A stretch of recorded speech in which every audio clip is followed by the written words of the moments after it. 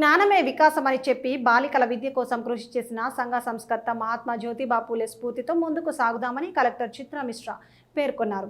మహాత్మా జ్యోతిబా పూలే జయంతి ఉత్సవాలను పురస్కరించుకొని కరీంనగర్ జిల్లా కేంద్రంలో శాతవాహన యూనివర్సిటీ వద్ద జ్యోతిబా పూలే విగ్రహానికి పూలమాలలు వేసి నివాళులర్పించారు. సమాజానికి పూలే అసమాన సేవలు అందించారని ఈ సందర్భంగా సుడా చైర్మన్ కోమటిరెడ్డి నరేందర్ కొనియాడారు. ఏప్రిల్ నెలలో మహనీయులు జన్మించారని పేర్కొన్నారు. చదువుతోనే సమాజంలో గుర్తింపు గౌరవం సాధ్యమని, చదువును నిర్లక్ష్యం చేయొద్దని యువతకు సూచించారు. దాదాపు 200 సంవత్సరాల క్రితం మరి ఆనాడు అంటరానితనం, మరి అదేవిధంగా కుల వివక్ష, అనగారినటువంటి పరిస్థితులలో మరి ఆనాడు చదువే అన్నిటికీ మూలం.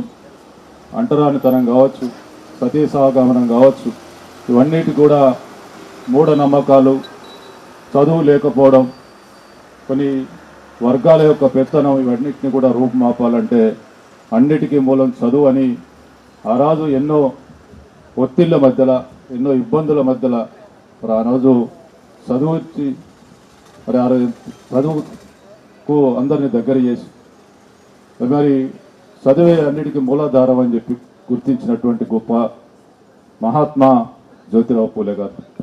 మరి వారు చూపించినటువంటి బాటలో వారి సతీమణి కూడా మరి ఎన్నో ఇబ్బందులు ఎదుర్కొని చదువు నేర్పించడం జరిగింది. ఆనాడైనా ఈనాడైనా ఎప్పుడైనా మనము మరి నాగరికతకు దగ్గరగా ఉండాలా.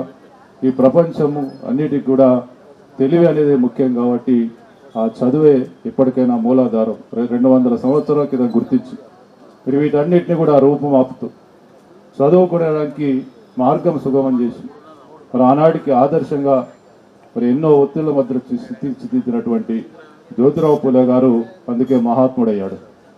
మరి వారి ఆశయ సాధన కోసం అప్పటి నుంచి ఇప్పటి వరకు కూడా వారు చూపించినటువంటి బాటలో పయనిస్తూ ఈరోజు భారతదేశం అగ్రగామిగా ముందుకెళ్తా ఉంది.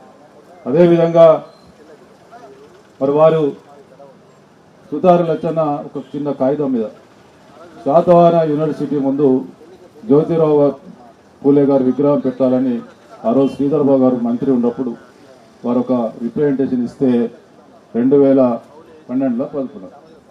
2014 కంటే ముందు ఆ రోజు విగ్రహం ఏర్పాటు చేయడం జరిగింది. దాని తదనంతరం పొన్నం ప్రభాకర్ గారు కూడా దానికి సంబంధించి పూర్తి సహకారం అందించడం జరిగింది.